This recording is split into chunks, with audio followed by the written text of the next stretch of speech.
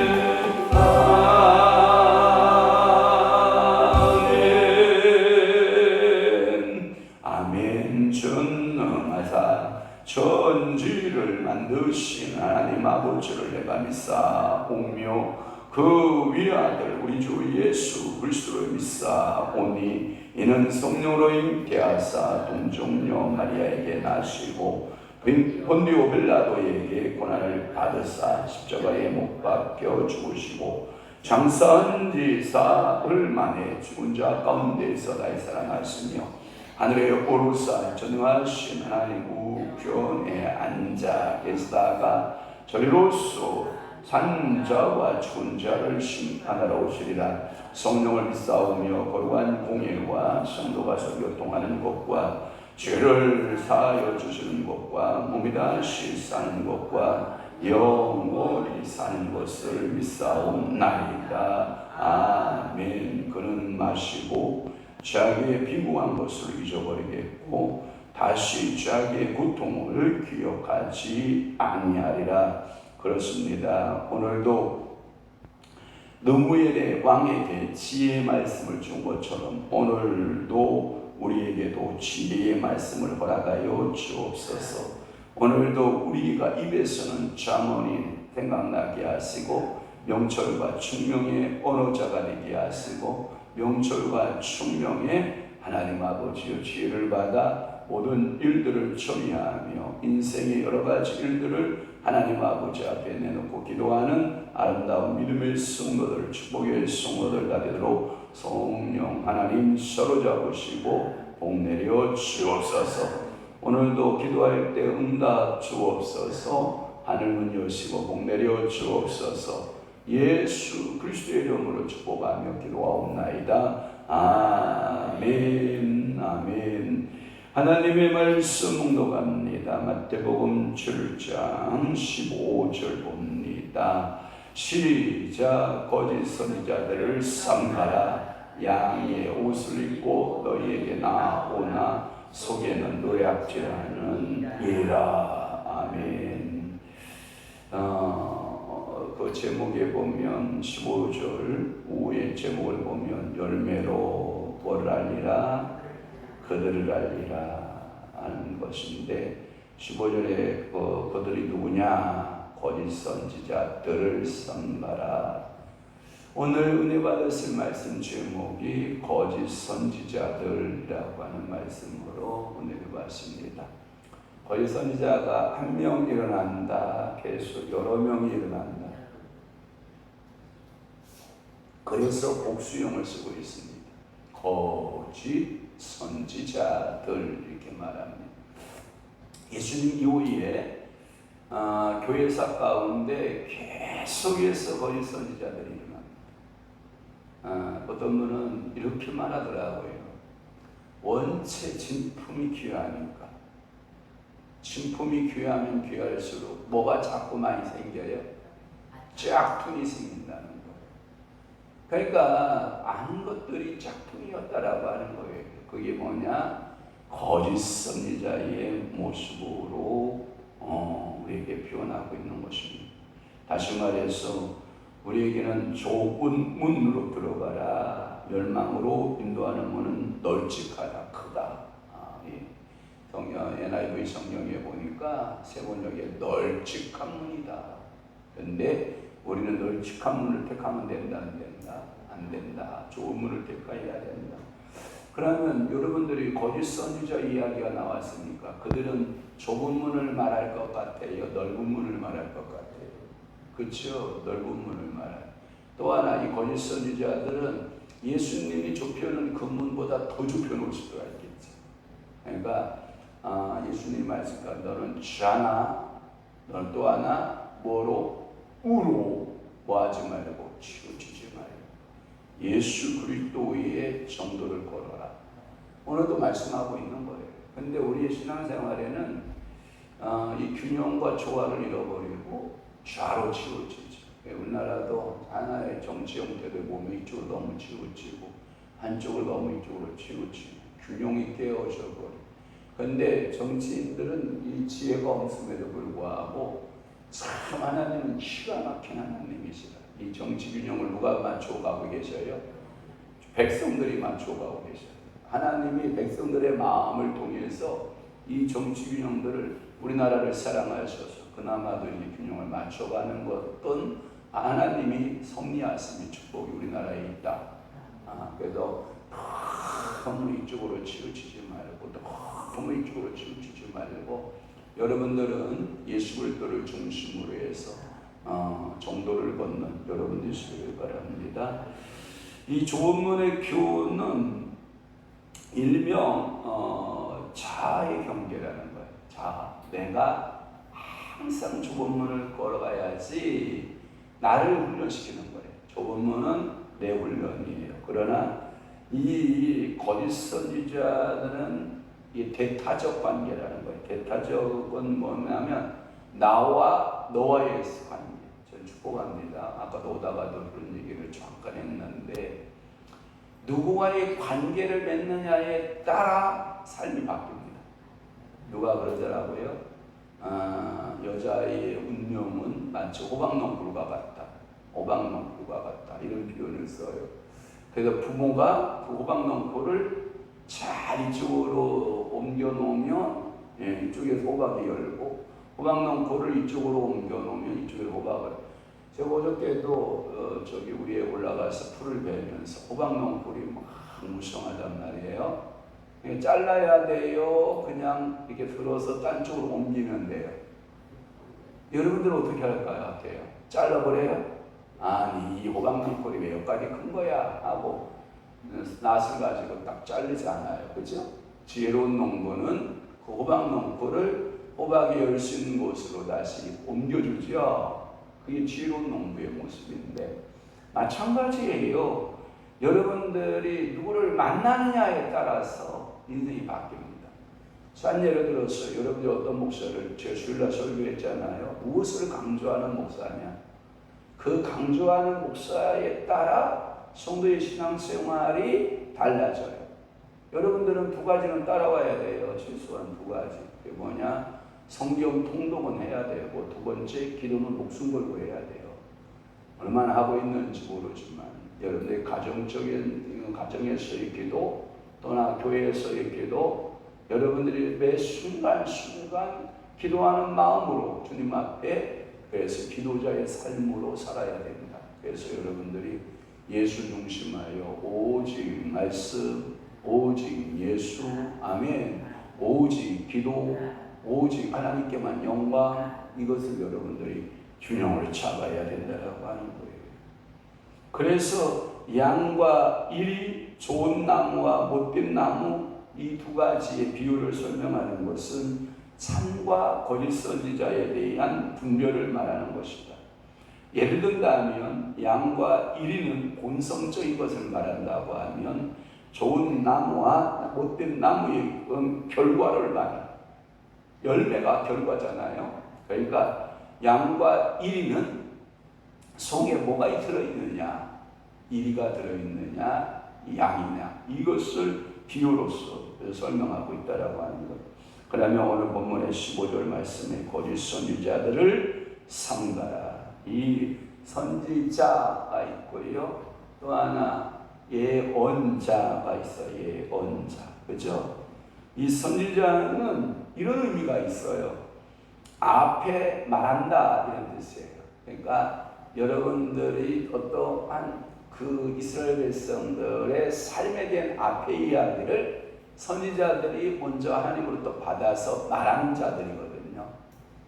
그러니까 하나님께서 이 선지자들 통해서 여러분들의 갈 길을 제시해 주는 거거든요. 이것을 다른 말로 말하면 예언자 이런 말이기도 해요. 예언자.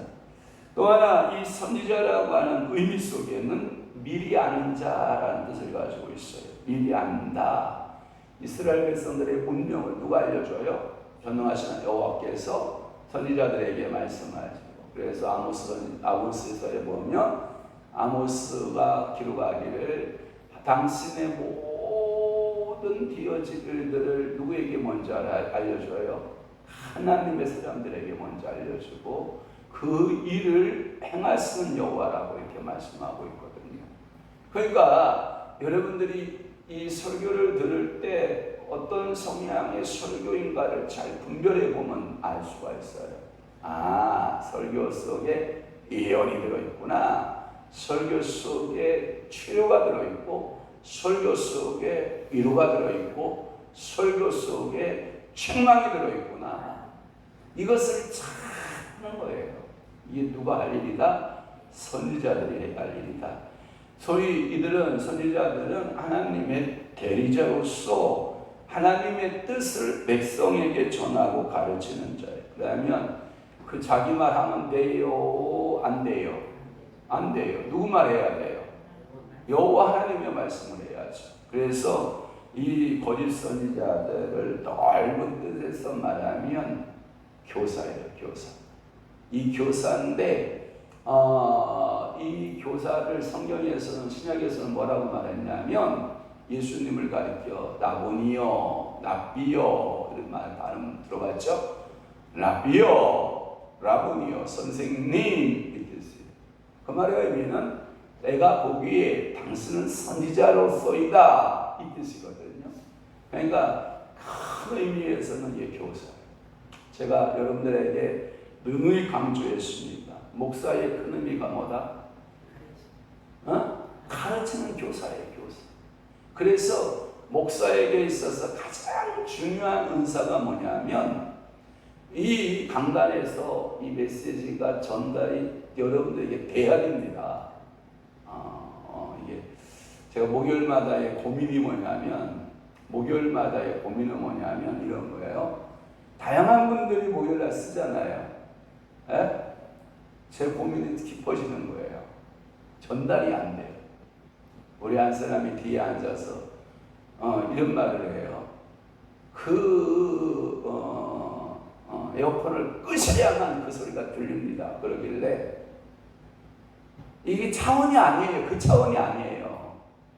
이건 설교자의 뭐가 문제가 있냐면 영권적인 문제가 있는 거예요. 영권적인.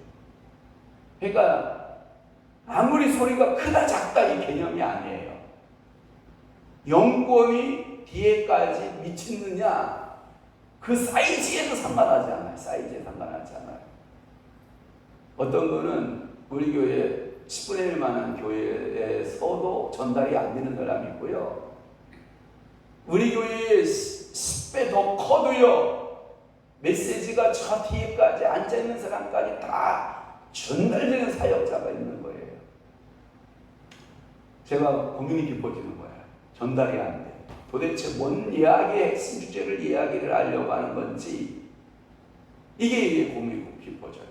사랑하는 성도 여러분, 저도 하나님 앞에 회개하는 마음을 씁니다. 늘 회개하는 마음을 쓰는데 과연 내 이야기가 참 맨 뒤에 앉아있는 분까지 전달이 되는가? 테스트 해보는 거예요.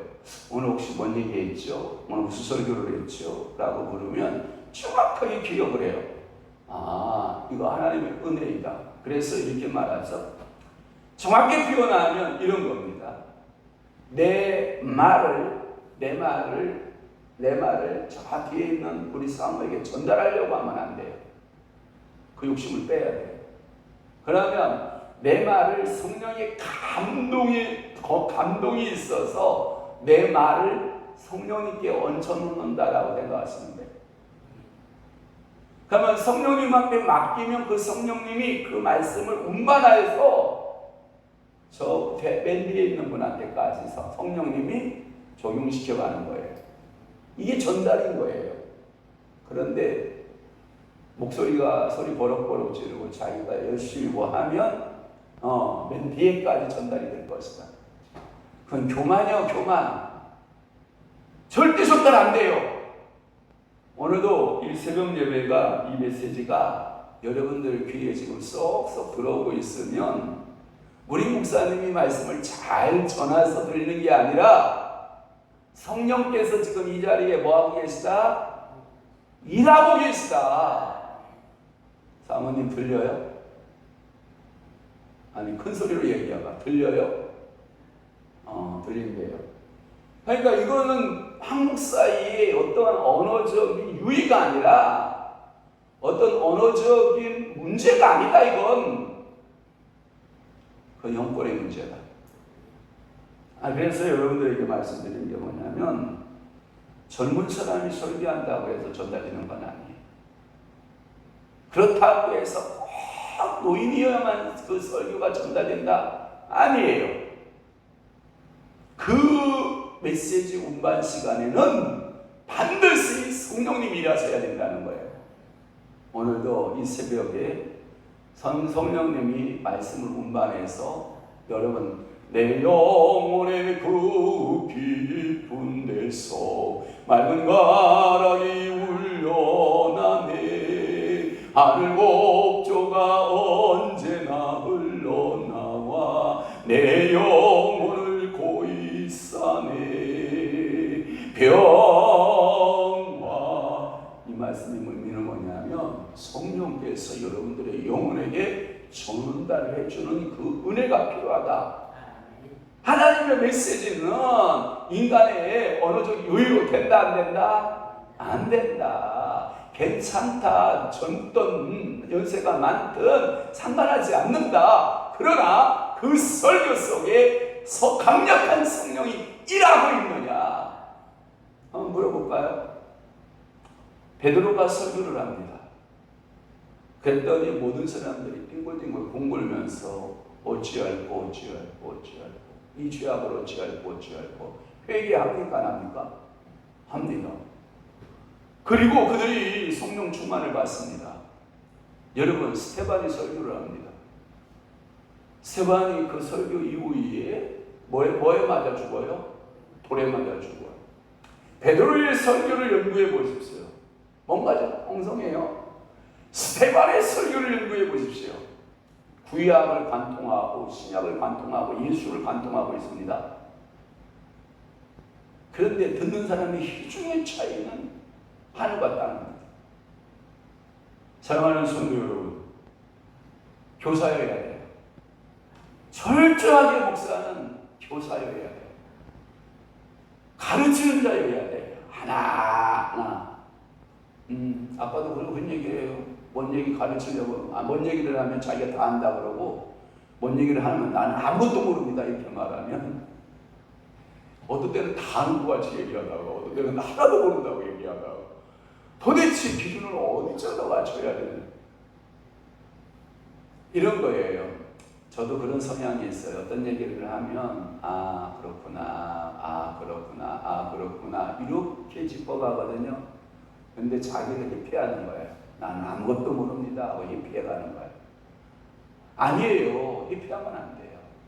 그랬어요. 그렇구나.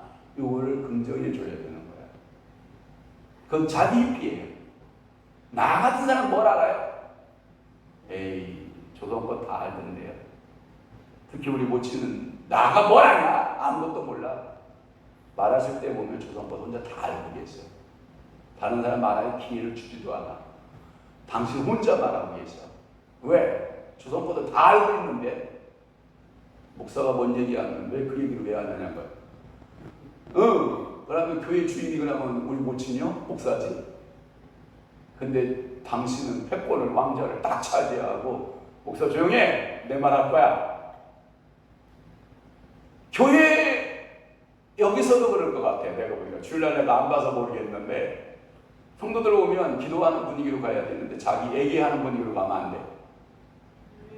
2층에도 마찬가지. 2층에서도 자기 이야기하는 그 이야기의 장소가 아니고 성도들의 교제, 너와 나와의 만남에서 너와 나와 만남이 이야기를 하는 장소지 당신 과거 얘기를 하라고 준 장소가 아니란 말이오. 근데 만나는 사람마다 자기 과거 얘기만 늘어놓느라고. 그러면 안 돼요, 우리? 교회는 하나님의 말씀이 일하는 교회여야 돼요. 어느 누가 이야기꾼이 이야기로 교회를 끌고 하면 된다, 안 된다? 안 된다, 안 된다. 그래서 거짓 선지자들의 경계는 신약에 보면 자주 등장해요, 자주. 한 예를 든다면 마태복음 24장 5절, 베드로후서 2장 1절, 요한 1서 4장 1절에 보면 계속해서 충고하는 메시지가 뭐냐? 교회에 거짓 선지자들이 들어온다. 교회에 거짓 교사들이 들어온다. 교회에 항상 거짓 교사들이 일어난다. 여러분, 이런 거 있습니다. 내가 어떤 문제가 있어서 어떤 이야기를, 그 사람은 나보다 신앙이 이렇게 많은, 나보다 신앙이 좀 나으니까 얘기를 하면 내가 도움이 될 거예요. 제가 여러분에게 말씀드릴게요. 여러분들이 생각했던 그 사람이 허당일 경우가 굉장히 많아. 뭔지 이해되십니까? 그래서 여러분들은 그 허당 짓을 하지 말라고 성경 보라고 그러는 거고, 그 허당 짓을 하지 말고 기도하면 하나님이 여러분의 마음에 감동 줘요, 안 줘요? 주십니다. 그래서 여러분들은 허당 짓 하지 말고, 누구를 의뢰하지 말고, 누구를 찾아가지 말고, 여러분들이 성경을 붙들고 씨름하고 성경과 함께 뭐하고 기도하면 이런 유혹에 빠질 확률이 있어요, 없어요? 얼마나 줄어들겠어요, 얼마나 줄어들겠어요. 그런데 여러분들은 자꾸 허당짓을 하는 거예요.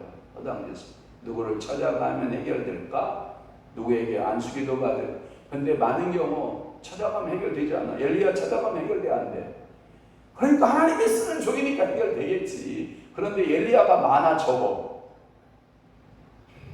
엘리사가 많아 적어. 아니 목사님 많던데요. 김엘리사, 이엘리사, 이엘리야, 김엘리야, 황엘리야, 각기 박엘리야, 무슨 전엘리야, 전에노, 이네노. 하여튼 이 땅에 얼마나 많은 질문들이 많은데요.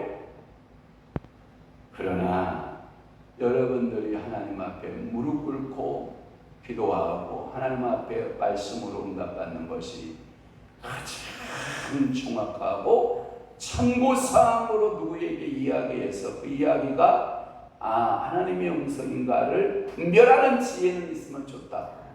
그러니까 여러분 사람 말에 움직일 거예요. 성경 말씀대로 움직일 거예요.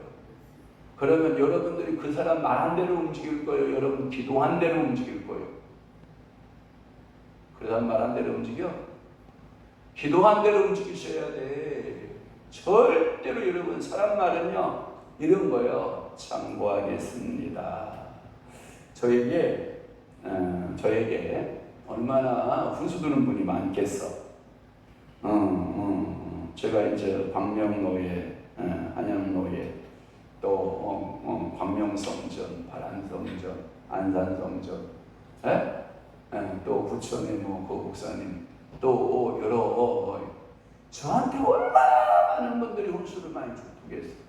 그죠? 그럼 저가 딱 한마디, 저는 딱 한마디, 고맙습니다. 생각해 보겠습니다. 참고하겠습니다. 한번 깊이 생각해 보겠습니다. 저는 그분들에 대해서 에이 아닙니다 이렇게 말한 적이 없어요. 참고해 보겠습니다. 기도해 보겠습니다. 심사숙고해 보겠습니다. 노력해 보겠습니다. 이런 얘기를 저는 하지 그건 이렇고요 이건 이렇고요 이렇게 말하진 않아요. 여러분들 제가 여러분들에게 변명하는 거 봤어요? 예 그랬군요. 아 그렇군요. 예 얼마나 좋아요. 참고서가 한 개 있는 것보다 참고서가 여러 개 있는 건 좋잖아요. 그래서 이게 종합적으로 그 이야기를 들어보고 결론을 내고 또 기도해야 하고 말씀을 보고 또 결론을 내는 거. 12사도의 교훈집이 있다고 그래요. 12사도의 교훈집에 보면 이런 거짓 교사를 가리켜서 예수 그리스도의 장사꾼들, 상인이라는 뜻을 가지고 있대요. 예수 그리스도를 등에 업고 뭐를 해요? 장사를 하는 거야, 상인. 여러분 한번 물어볼게요. 상인들의 거짓말이 뭐예요? 상인들의 거짓말이 뭐예요? 아이고 미치고 판다. 이 말 거짓말이고. 저 또 하나 뭐냐면 이거요. 근데 여러분들 참 순진해요. 예를 들어서 과일을 사러 가요. 음식을 사러 가요. 이거 맛있어요? 생각해봐요. 내가 이걸 팔아야 되는데 안 맛있어도 뭐라고 말해요? 맛있어요를 내가 듣고 싶은 거예요. 내 선택이 틀리지 않았음을 인정받고 싶은 욕구가 있어서 그래요. 이게 우리 인간의 심리예요. 이거 맛있어요? 그럼 내가 지금 팔아야 돈을 버는데 맛있다고 그러지. 이 상인들의 거짓말이에요. 상인들의 거짓말. 그러면 이 거짓 선지자들은 예수 그리스도의 뭐다? 상인들. 예수 그리스도를 팔고 누구의 이득을 봐요? 예수가 이득을 봐야 되는데 누가 이득을 봐요? 자기가 이득을 보는 거예요. 자기가. 저 모습은 아닌지 제가 회개합니다.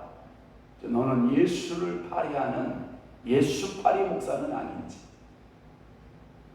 네 삶을 예수로 인하여서 네가 가고자 하는 욕망의 추구자는 아닌지, 네가 예수 이름 빙자에서 네가 네 욕망과 욕구를 채우는 그런 목사는 아닌지, 거짓 선지자의 전형은 아닌지. 여러분 이런 얘기 가끔 해요. 여러분들 억울한 일 만나죠. 내가 진짜 하나님께 맹세했고 그런 일은 없어. 이런 말 해야 안 해요? 안 해보는구나. 저는 억울하면 그 얘기하는데, 야 내가 목사 명예를 걸고 얘기하는데 그런 일 없어. 이렇게 얘기를 하거든요. 여러분 이게 다 그리스도의 상인들이 하는 짓거리예요. 네? 그러니까 여러분들이 그 말에 속으면 된다 안 된다? 안 된다. 속지 마라. 절대 속으면 안 돼요 여러분. 이게 거짓 선지자들이에요. 또 하나 이들의 속의 모습은 그럼 어떠냐? 이 양과 이리의 모습이라는 거예요. 속에는 이 양과 이리의 모습이, 그걸 보고 뭐라고 하냐면 이런 거예요. 양의 옷을 입었는데 그 속의 본질은 뭐예요? 이리예요. 이스라엘 13장 4절의 말씀에도 보면 양의 털옷을 입었어요. 그런데 참 선지자의 모습으로 보여요. 뭘로 보기에? 겉으로 보기에. 그런데 그 거짓 교사들을 비유적으로 설명했을 때 양의 옷을 입고 나타나는 사람, 이렇게 말해요. 한번 물어볼게요. 여러분들에게는 지킬 박사와 하이드 들어있을까요? 안 들어있을까요? 모든 사람은 다 갖고 있어요. 지킬 박사와 하이드가 다 들어있어요. 한 사람은 선한 사람, 한 사람은 악의 본영 다 들어있어요. 여러분들이 예수를 믿으면 여러분들의 악에 대해서는 죽고, 죄에 대해서는 죽고, 의에 대해서 사는 자가 되어야 돼요. 이게 세상과 나는 할 때 이 세상, 이거 한번 보세요. 양을 어디에 보낸가 같도다? 이리 가운데 보낸가 같도다. 이 세상이 일이란 말이에요. 세상이. 그럼 오늘도 여러분들 양이죠. 그죠? 근데 여러분들이 어디 속에 살아야 돼요? 우글거리는 1일 속에 살아야 돼요. 그래서 예수님이 너희에게 두 가지를 줄게. 그 양이 일을 이기는 방법은 두 가지밖에 없어. 하나는 비둘기처럼 뭐하고 순결하고, 뱀처럼 뭐하고 지혜로우면 양이 일을 이겨. 이렇게 말씀하신 거예요. 어떻게 보면 큰 파라독스죠. 역설이란 말이에요. 그런데 기독교 역사를 이렇게 찾아보면 두 새끼줄이 꼬아져요. 하나는 세계사의 역사가 보여지고, 하나는 하나님의 구속의 역사가 보여져. 두 줄로 이 세계 역사가 보여주는데, 그러면 이미 구속사의 역사는 끝났어야 되거든요. 끊어져요, 안 끊어져요? 안 끊어져요. 교회 역사가 끊어져요, 안 끊어져요? 안 끊어져요. 이것은 오늘도 수많은 사람들이 이리 가운데에서 양으로서 살아가는데 그 이리를 이기고 산다는 거예요. 이런 욕설이 세상에 어디 있어요? 오늘도 여러분들을 예수님이 이리 가운데 세상으로 내보내는 거예요. 오늘 여러분이 기도하면 이리의 문제들이, 이리 같은 문제들이 여러분들 머리를 지나게 해요. 그래도 여러분들은 어떤 본질이 일이다, 양이다? 양이다. 그래서 지혜와 순결함을 가지고 세상을 봐야 된다, 정복해야 된다. 이게요, 역설이라고요. 이해가 안 된다고요. 또 하나는 뭐냐면, 이러한 거짓 교사들에 대한 비유적 교훈 속에 양은 그 자신을 이생의 제물로 바치고 이리는 자기를 위하여 그 양을 잡아먹어요.